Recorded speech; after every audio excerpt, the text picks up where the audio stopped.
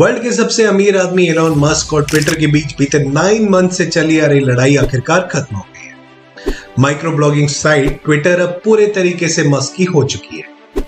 इसकी कमान संभालते ही मस्क ने ट्विटर सीईओ पराग अग्रवाल समेत कई टॉप एग्जीक्यूटिव्स को बाहर का रास्ता दिखा दिया है।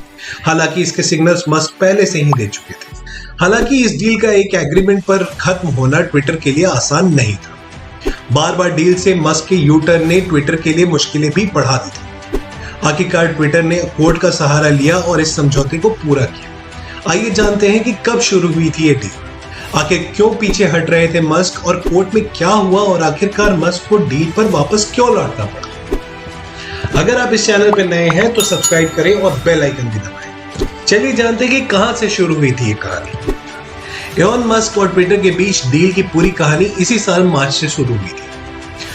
दरअसल मस्क ने अपने एक ट्वीट में फ्रीडम ऑफ स्पीच को लेकर ट्विटर की पॉलिसीज पर सवाल खड़े किए थे। इस दौरान उन्होंने नया सोशल मीडिया प्लेटफॉर्म बनाने का भी सुझाव दिया था। फिर 9.2% ट्विटर शेयर्स के ओनर बने मस्क। नया सोशल मीडिया प्लेटफॉर्म बनाने के सुझाव के बाद लोगों ने मस्क को सुझाव दिया कि वह ट्विटर ही क्यों नहीं खरीद लेते। इसके बाद 4 अप्रैल 2022 को ट्विटर ने अनाउंसमेंट की कि मस्क ने कंपनी का 9.2% हिस्सा ले लिया है, जो 4 मार्च के शेयर की कीमत के बेसिस पर लगभग $2.9 बिलियन था। और फिर देखते देखते ही ट्विटर बोर्ड में शामिल हो गए मस्क। कंपनी के शेयर होल्डिंग्स के बाद एलन मस्क ने 5 अप्रैल 2022 को ट्विटर के बोर्ड में शामिल हो गए। ट्विटर के सीईओ पराग अग्रवाल ने चेन ऑफ ट्वीट्स में अनाउंसमेंट किया कि ट्विटर बोर्ड में एलन मस्क को अपॉइंट किया जा रहा है। इसके बाद मस्क का आया पहला यूटर्न। ट्विटर सीईओ पराग अग्रवाल के इस अनाउंसमेंट के कुछ दिन बाद ही मस्क ने यू टर्न लिया। उन्होंने ट्विटर बोर्ड में शामिल होने से इनकार कर दिया। फिर मस्क ने दिखाई पैसे की ताकत। बोर्ड में शामिल होने से इनकार के बाद एलन मस्क ने 14 अप्रैल को पूरे ट्विटर को ही खरीदने की पेशकश की। ट्विटर को $54.20 पर शेयर के आधार पर $43 बिलियन में खरीदने का ऑफर दिया, जिसके बाद इस डील को शेयर होल्डर्स ने अप्रूवल भी दे दी। लेकिन मस्क ने एक बार फिर यू टर्न ले लिया। इस डील के बाद एक बार फिर मस्क ने यूटर्न लिया, जिसमें मस्क ने ट्विटर यूजर्स की ऑथेंटिसिटी पर सवाल उठाने शुरू कर दिए। उन्होंने क्लेम किया कि ट्विटर के 5% यूजर्स स्पैम है। उन्होंने ट्विटर से इसकी जानकारी मांगी, लेकिन ट्विटर के रिफ्यूजल के बाद उन्होंने 9 जुलाई को डील से बाहर निकलने का फैसला लिया। इसके बाद फिर ट्विटर ने खटखटाया कोर्ट का दरवाजा।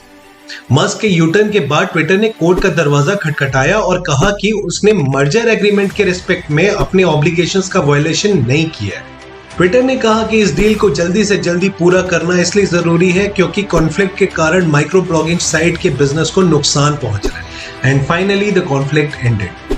कोर्ट में दोनों पक्षों की ओर से लंबी बहस के बाद 17 अक्टूबर से मामले का ट्रायल होना था।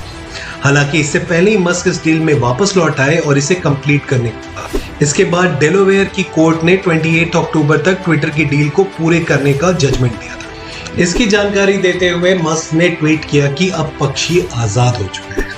ट्विटर पर कंटेंट मॉडरेशन का विरोध करने वाले मस्क ने फाइनली उसे खरीद ही लिया, और ये उनके शख्सियत के बारे में बहुत कुछ बताता है।